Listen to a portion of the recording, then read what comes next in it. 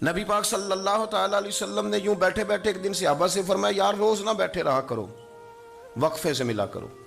کچھ لوگ زیادہ ساتھ رہنے لگتے ہیں تو ادب نہیں نہ رہتا، ان کو احساس نہیں ہوتا کہ میں کیا کر رہا ہوں۔ تو نبی کریم صلی اللہ تعالیٰ علیہ وسلم نے صحابہ کے مجمع پہ نظر ڈال کے فرمایا، حضور فرمانے لگے روز نہ ملا کرو، وقفے سے ملنے سے محبت بڑھتی ہے۔ حضرت صدیق اکبر بھی مجمع میں بیٹھے تھے، وہ بھی 3 نمازوں میں نہ آئے تو پیچھے ہی نماز پڑھ کے چلے گئے۔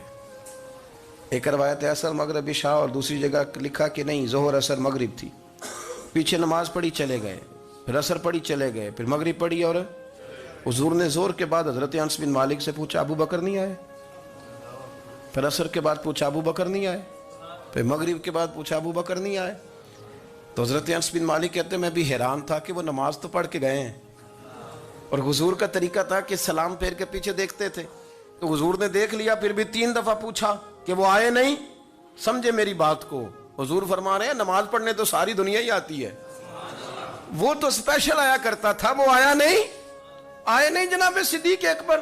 تو حضرت انس کہتے ہیں میں نے جا کے دروازے پہ دستک کی، حضرت انس قریب رہتے تھے نا حضور کے، تو نبی پاک کے لاڈلے تھے، تو پھر لوگ بھی ان کا لاڈ دیکھتے تھے کہ یہ حضور کا قریبی ہے۔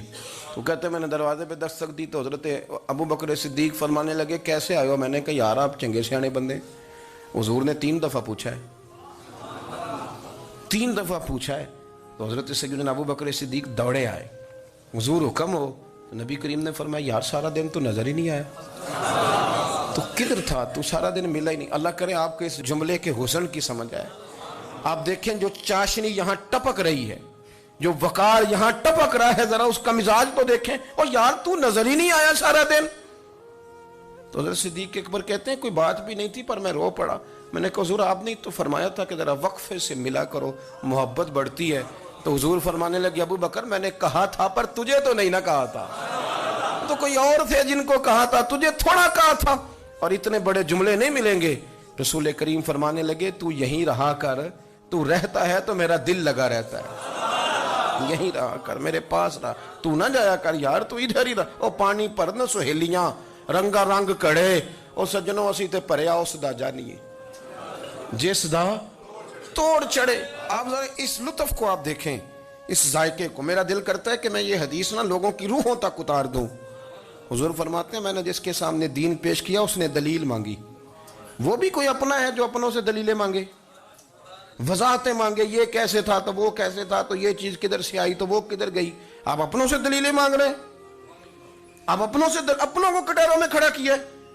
حضور یہ نہیں فرماتے کہ دلیل تھی کوئی نہیں، فرمایا جس نے مانگی میں نے دی دلیل، اور لوگ دلیل دیکھ کے مسلمان ہوئے۔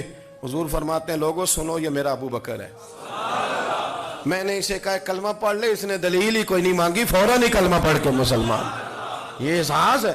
یہاں تو تھک گئے لوگ اپنوں کو دلیلیں دیتے، وہ جی ویسے کیسے تھا، تو ایک بندہ یہ کہہ رہا تھا تو دوسرا کہنے دے جو دنیا کہتی ہے، تو اپنی بات کر، تو بتا تو کیا کہتا ہے، اپنی رائے بیان کر، تیرا نظریہ کیا ہے، تیرا ذوق کیا ہے، تو چھوڑ لوگ کیا کہتے ہیں، اپنی بات کر۔